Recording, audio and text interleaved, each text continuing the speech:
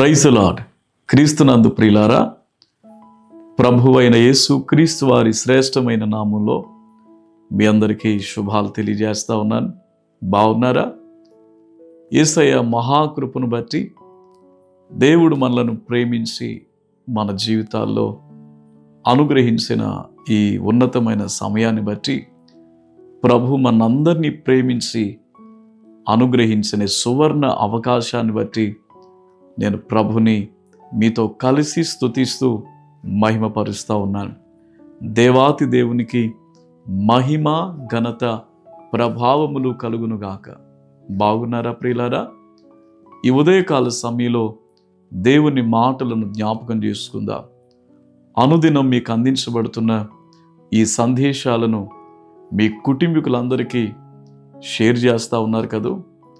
ప్రియులారా, ఈ సందేశాలను ఇతరులకు తెలియజేస్తూ ఉన్నారు కదూ. మీ ద్వారా మరికొంతమందికి దేవుని వాక్యాన్ని చేరవేయగలిగితే దేవుని పనిలో మీరు కూడా మరి పాలు భాగస్తులుగా చేయబడుతూ ఉన్నారన్న విషయాన్ని మీకు నేను జ్ఞాపకం చేస్తూ ఉన్నాను. ప్రియులారా, పరిశుద్ధ బైబిల్ గ్రంథము నుండి ద్వితీయోపదేశ కాండము 28వ అధ్యాయము 14వ వచనాన్ని జ్ఞాపకం చేసుకుందాం. అన్యుల దేవతలను అనుసరింపకయు వాటిని పూజింపకయు నున్న ఎడల నీవు అనుసరించి నడుచుకొనవలనని నేడు నేను నీకు ఆజ్ఞాపించుచున్న నీ దేవుడైన యెహోవా ఆజ్ఞలను విని వాటిని అనుసరించి గైకొనిన ఎడల యెహోవా నిన్ను తలగా నియమించును గాని తోకగా నియమింపడు. నీవు పైవాడవుగా ఉందువు గాని క్రిందవాడవుగా ఉండవు. దేవుడి మాటలు మన అందరి వినికిడిలో దీవెనకరముగా మార్చునుగాక.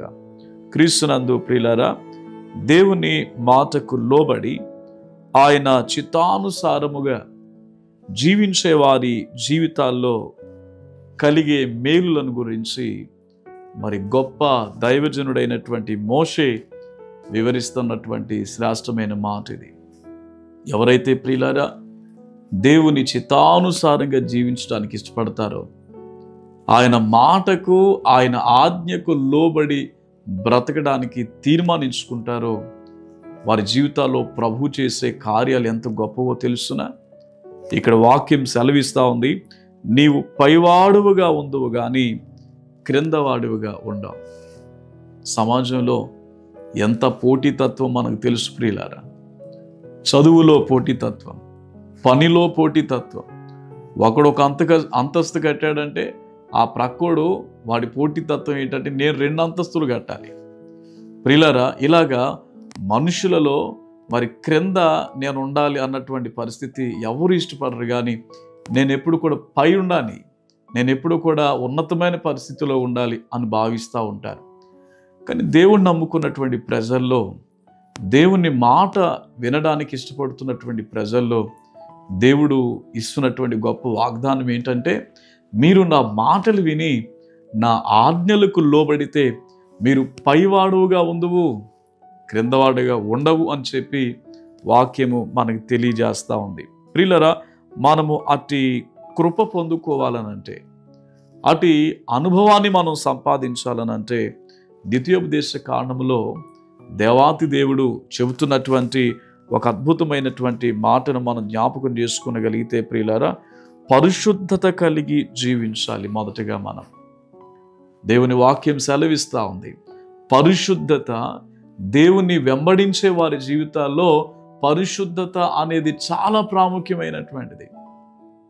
ప్రియులారా, పరిశుద్ధత లేకుండా మనం ఉన్నతమైనటువంటి పరిస్థితులు కలుగుండాలి.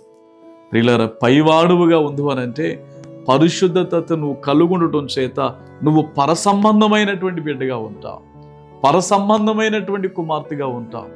అపవిత్రత చేత ఉన్నతమైనటువంటి ఆ పరమపురికి మనం వెళ్ళలేం ప్రియులారా. ఎవరైతే పరిశుద్ధతను కలుగుంటారో ఆ నిత్యత్వంలోనికి మనం వెళ్తాం. అందుకే వాక్యం సెలవిస్తుంది, మీరు భూ సంబంధమైన వాటి మీద మనసు పెట్టకండి, పరసంబంధమైన వాటి మీద మనసు పెట్టండి. ఆధ్యాత్మికంగా, శారీరకంగా, మానసికంగా అన్ని రంగాలలో, అన్ని విషయాల్లో దేవాతి దేవుడు మనల్ని ఉన్నతమైనటువంటి పరిస్థితుల్లో ఉంచడానికి ఇష్టపడతా ఉన్నాడు. అయితే ప్రియులారా, దేవుని చిత్తాన్ని మరి జరిగించడానికి నువ్వు ఇష్టపడుతూ ఉన్నావా? మనందరికీ తెలుసు, యోసేపు ఆ జీవితంలో ఒక అద్భుతమైనటువంటి సంఘటన, ఆయన యథార్థత. పోతీఫెరు ఇంటిలో ప్రియులారా ఆయనకు ఎదురైనటువంటి సంఘటన జ్ఞాపకం చేసుకుంటా ఉంటే, యోసేపు ప్రియులారా ఎంత అద్భుతమైన యథార్థత కలిగిన జీవితాన్ని కలుగున్నాడో కదండి. అందుకనే దేవుడు ఆ యథార్థతను బట్టి, యథార్థత అంటే ఏంటి ప్రియులారా? పాపం చేయడానికి అవకాశం ఉండి కూడా పాపం చేయకపోవడమే యథార్థత. అది యోసేపు జీవితంలో మనం చూస్తూ ఉన్నాం. అందుకనే బానిసగా వెళ్ళిన యోసేపు ఏ దేశంలో అయితే బానిసగా వెళ్ళాడో, ఏ ఇంటిలో అయితే పనివాడిగా ఉన్నాడో, ఆ దేశమునకు దేవుడు అధికారిగా చేశాడండి. ఎంత గొప్ప ఆధిక్యత! ప్రియులారా, మీరు ఆలోచన చేస్తున్నారా? మీరు ఎక్కడున్నప్పటికీ కూడా దేవుని చిత్తాన్ని నెరవేర్చడానికి ఇష్టపడండి. ఆయన మాటకు లోబడండి. అలా ఉండినప్పుడు దేవుడు ప్రియులారా పరిస్థితులు మనకు అనుకూలపరచకపోవచ్చు, కానీ దేవుడు నిన్ను ఒక దినాన ఉన్నతమైనటువంటి పరిస్థితుల్లో ఉంచుతాడు. అలాంటి కృప దేవుడు నీకు దయచేయునుగాక. ప్రార్థన చేసుకుందాం. తలలో ఉంచుతారా? ప్రేమ కలిగిన తండ్రి, ఈ సందేశాన్ని వింటున్నటువంటి నీ ప్రియ బిడ్డలను మీరు జ్ఞాపకం చేసుకునండి. నిజమేనాయన, పరిశుద్ధత కలుగుండటం మాకు క్షేమం, యథార్థంగా ఉండటం మాకు క్షేమం. అలాంటి తీర్మానంతో కలిగినటువంటి జీవితాలు మేము కలుగుండట చేత మమ్మలను ఉన్నతమైనటువంటి పరిస్థితుల్లో ఉంచుతారు ప్రభా. అలా ఉంచిన భక్తుల జీవితాలే మాకు మార్గదర్శకవంతమైన జీవితాలు. ఇది నాన్న బిడ్డలను లేవనెత్తండి. వారి ఉద్యోగాల్లో, పనిపాటల్లో, వారున్నటువంటి పరిస్థితుల్లో ఉన్నతమైనటువంటి పొజిషన్ కలుగడానికి సహాయం చేయమని యేసయ్య నామం పేరిట ప్రార్థిస్తా ఉన్నాను తండ్రి. Amen. May God bless you.